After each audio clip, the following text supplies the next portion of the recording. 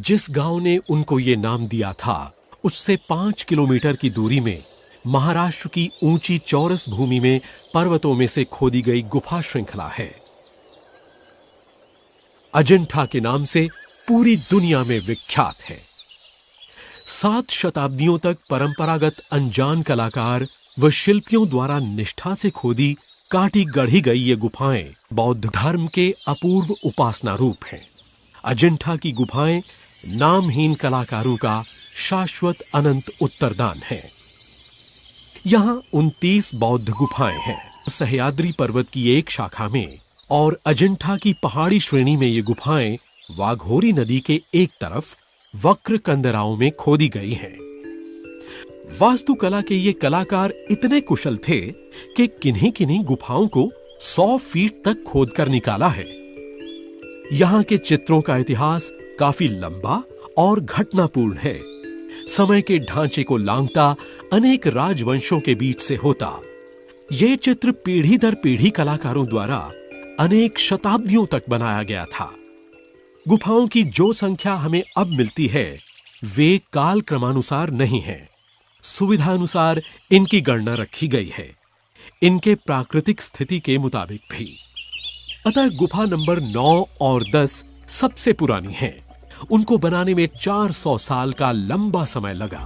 ईसा पूर्व 200 से लेकर ईसा के 200 शताब्दी तक गुफा नंबर 10 के खंभे 350वीं शताब्दी में ही शायद जोड़े गए या इससे भी देर से। गुफा नंबर 4, 6, 11, 15, 16 और 17 350 और 500 शताब्दियों के बीच जोड़ी गई।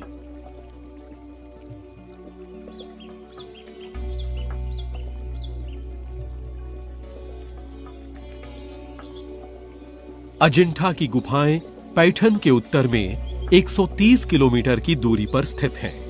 ये रास्ते प्राचीन व्यापार मार्ग के काफी पास थे, जो उत्तर भारत को दक्षिण के प्रतिष्ठान से उज्जैन और महिष्मती के बीच से होकर मिलाते थे। बौद्ध गुफाएं अंदर 2 भागों में विभक्त थीं। एक विहार या वास स्थान जो काफी सीधा साधा है और दूसरा चैत्य कक्ष या आराधना का स्थान, अद्भुत मूर्तियों से सुसज्जित, जिनकी वे पूजा करते थे। चैत्य महाकक्ष भगवान बुद्ध को समर्पित थे और उपासना के स्थल थे। ये विशाल आयताकार कक्ष खंभों की श्रेणियों से विभाज्य हैं और चक्राकार मध्य भाग से मिले। प्रार्थना के समय परिक्रमा करने के लिए ये तीनों तरफ से घिरे हुए हैं। चूंकि ये भगवान बुद्ध को समर्पित थे, इसमें मूर्तियां और चित्र बोधिसत्व के अनेक अवतारों के वर्णन से भरपूर हैं।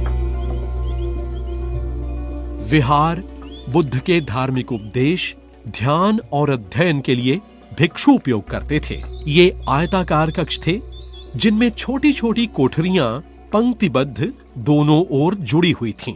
प्रवेश के सामने बुद्ध की मूर्ति या स्तूप थे। अजंठा की गुफाएं निर्माण कला के अच्छे नमूने हैं। ये 2 भिन्न भिन्न परिवर्तित कालों में बनाई गई हैं। एक तेरवाड़ और दूसरा महायान काल। तेरवाड़ काल में 2 चैत्य कक्ष गुफा नंबर 9 और 10 बनाए गए और 4 विहार कक्ष जो गुफा नंबर 8, 12, 13 और 15 अ में हैं। महायान काल के अंतर्गत 3 चैत्य कक्ष गुफा नंबर 19, 26 और गुफा नंबर 29 में और 11 अद्भुत विहार गुफा नंबर 1, 2, 4, 6, 7, 11, 15, 17, 20, 21, 22, 23 और 24 में है।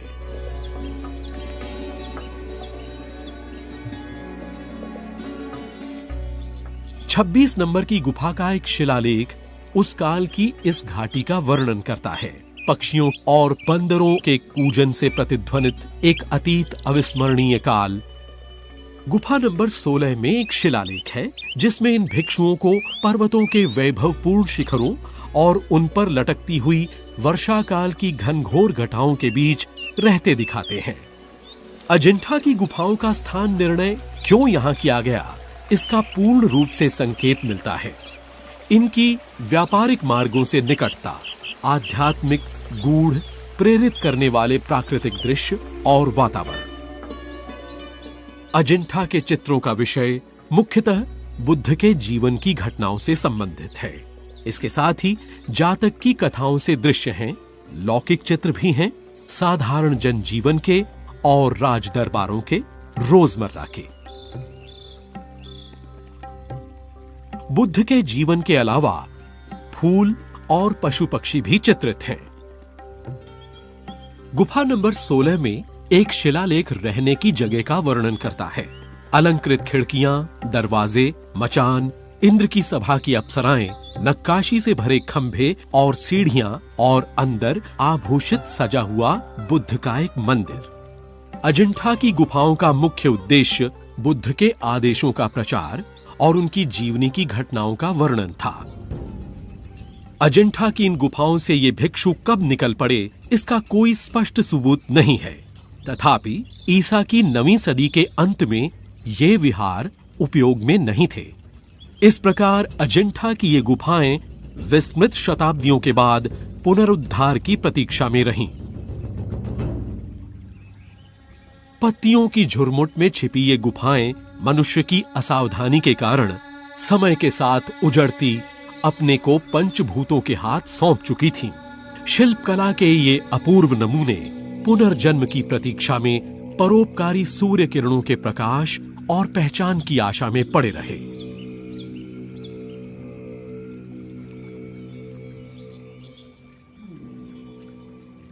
महाराष्ट्र की इस चौरस भूमि पर 1819 ईस्वी में जॉन स्मिथ और उनके कुछ अंग्रेजी साथी अफसर मनोरंजक यात्रा के लिए आए थे। घाटी के उस पार हरी पत्तियों से घिरे पहाड़ों के बीच जलाशय युक्त वक्र ढालुओं की रेखा सी दिखाई पड़ी।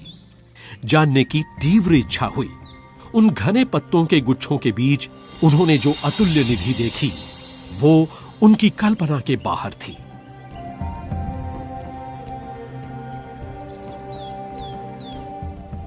और इस प्रकार शुरू हुई पुनरुज्जीवित अजिंठा नामक एक अद्भुत संसार की प्रसिद्ध घटना।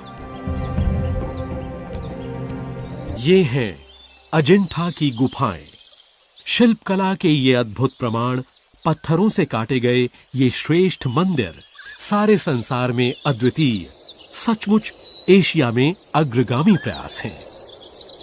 प्राकृतिक चट्टानों को खोद उसी के अंदर निर्माण करना ही पत्थरों में की गई वास्तुशिल्प कहलाता है। अनेक मंदिरों को आश्रय देने वाली प्राकृतिक गुफाओं में और इन गुफाओं में एक फर्क है। ये अत्यंत परिश्रम से ठोस और कठोर पत्थरों की सतह पर अतुलनीय रचना होती है। सामग्री और स्थान की अद्वितीयता के बावजूद अजिंठा के समान गुफा निर्माण में वास्तुशिल्पियों ने भवन निर्माण कला की विधि में कोई फर्क नहीं दिखाया है। साधारण तौर पर लौकिक रीति के अनुसार ही बाहरी व अंदरूनी भाग भी हैं। अतः इनको एक अलग स्थापन शैली नहीं कह सकते। फिर भी ये असाधारण अवश्य हैं। पथरीली वक्राकार श्रृंखलाओं का सामना करते इन कलाकारों को एक रूपरेखा बनानी पड़ी होगी। कल्पना और योजना बनाते समय पहली गुफा से आखिरी गुफा तक उस रूपरेखा को ध्यान में रखना पड़ा होगा। इस असाधारण कार्य का एक उदाहरण देखिए। गुफा की अंदरूनी सतह पर खनन करते समय ये भिक्षु भीतरी छत से शुरू करते और धीरे धीरे जमीन तक पहुंचते। बाद ही में वे इधर उधर देख पाते। फिर उन्हें गिरने या पत्थरों से लुढ़कने की चिंता न होती।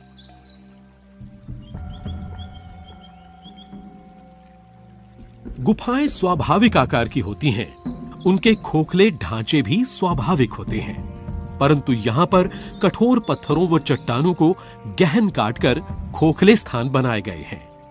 सुविचारित योजना, विश्वास और कला ने इस शाश्वत सहनशील पदार्थ पर चिरस्थायी रूप दे दिया। इनको साधारण भवन निर्माता नहीं कहा जा सकता, इसे शिल्पित ही कहा जा सकता है और यही ठीक वर्णन होगा। तकनीकी तौर पर ये अजिंठा की गुफाएं लंबी अद्भुत शिल्पकला की श्रृंखला ही हैं। दस्तकार, निर्माता और भिक्षु इन सभी को इस पूरी योजना की कल्पना करनी पड़ी होगी। पथरीली सतह पर काम करने की युक्ति सोचनी पड़ी होगी। इसके बाद अंदर के कामों का प्रबंध, जहां पर बड़े बड़े विशाल स्तंभ, आश्रय स्तंभ, दांता बनाना, दीवारों पर प्रदर्शन के स्थान, पत्थरों को हटाकर अपना शिल्प सौंदर्य प्रकटित करना, ये सभी कोई ऊपरी वस्तु के मिलाए बगैर।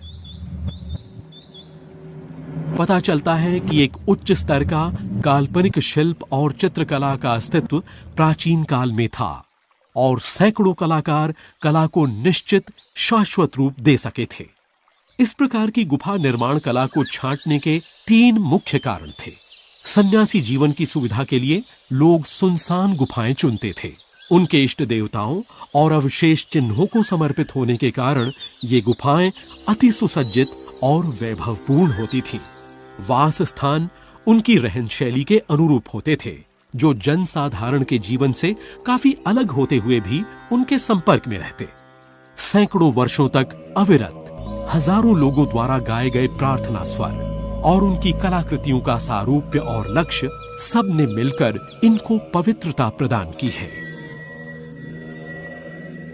बौद्ध गुफाएं अंदर से 2 प्रकार की होती थीं। एक विहार या रहने के स्थान और दूसरा चैत्य, महाकक्ष या प्रार्थना स्थान अपूर्व, जिनमें उनके देवताओं की मूर्तियां होती थीं, जिनकी ये पूजा करते थे। धीरे धीरे तेरवाड़ के कड़े नियमों को तोड़ते, बंधनों से छूटते महायान बौद्ध मत की झलक मिलती है। बैठे उपदेश देते बुद्ध की अनेक मूर्तियां गुफाओं में अति अलंकृत शैली में हैं। इन गुफाओं के शिल्प और चित्र बुद्ध की जीवनी और उनके पूर्व जन्म पर प्रकाश डालते हैं, जो जातक कथाओं में दृष्टांतरित हैं। दीवारें भी इस कला के इतिहास पर प्रकाश डालती हैं। दरबार व गलियों के चित्रांकन, गृहस्थ जीवन की झलक, पशु पक्षियों का अध्ययन भी। बौद्ध विहारों के निर्माण की ये रूपरेखा है। अग्रभाग में खंभे, जालीदार खिड़कियां, चतुष्कोण रूपी बड़ा कक्ष, जिसके अंदर घेरेदार बरामदा होता है, तीनों तरफ छोटे कोठरे, ये पत्थरों में खोदे गए हैं। प्रवेश द्वार के सामने देवताओं के लिए बनाया गया कक्ष है। इन गुफाओं के अंदर की निर्माण शैली में लकड़ी के काम की चमक है। अलंकृत चित्रकला बुद्ध के पूर्व जन्म की कथाओं से पूर्ण है, जो जातक कथा के नाम से विख्यात है और कुछ ग्रामीण लोक कथाओं से भी ली गई है। ये बौद्ध निर्माण के ढांचे, जो ईसा पूर्व 3री से 2री शताब्दी के हैं, ये भारत के पत्थरों से काटकर निर्मित कला के प्राचीनतम नमूने हैं। बौद्ध भिक्षुओं ने कई मंजिलों के ये भवन पत्थरों से खनन किए हैं। ये निर्मित स्थान, जिनमें रहने की जगह और सादगी से जीवन बिताने की जगह है। इनमें से कईयों में बुद्ध के मंदिर, बोधिसत्व और सिद्धजनों की मूर्तियां भी हैं। गुफा नंबर 9 और 10 निपुण कारीगरी की रेखामय चित्रों की अनमोल मिसाल हैं। आगे के काल में वैराग्य की जगह प्रेम व अनुराग और कोमलता ने ले ली। सचमुच इन चित्रों में कविता का प्रत्यक्ष प्रमाण है। ये आप गुफा नंबर 16 और 17 में देख सकते हैं। बुद्ध को देवत्व रूप देने के साथ ही उनकी मूर्तियां प्रभामंडल सहित संवारी गई हैं। इस प्रकार मूर्ति के चारों ओर प्रभामंडल निर्मित करने का संप्रदाय ईसा पूर्व 3री और 2री शताब्दी की और ईसा पश्चात 2री और 3री शताब्दी की गांधार शैली से है। गुफा नंबर 19 में अभय मुद्रा में खड़ी बुद्ध की मूर्ति है, या शेर के सिंहासन पर बैठे, जैसे कि गुफा नंबर 26 में दोनों ही स्तूप पर अध्यारोपित हैं, जो कि उस समय गांधार शैली में प्रचलित थी।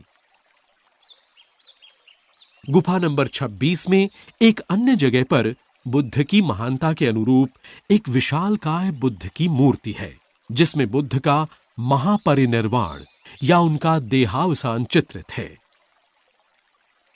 गुफा नंबर 6 में मंदिर के दरवाजे पर बुद्ध की मूर्ति के अलावा उनके अनेक प्रतिरूप भी हैं, जिनमें एक अभय मुद्रा या रक्षक की आकृति में है।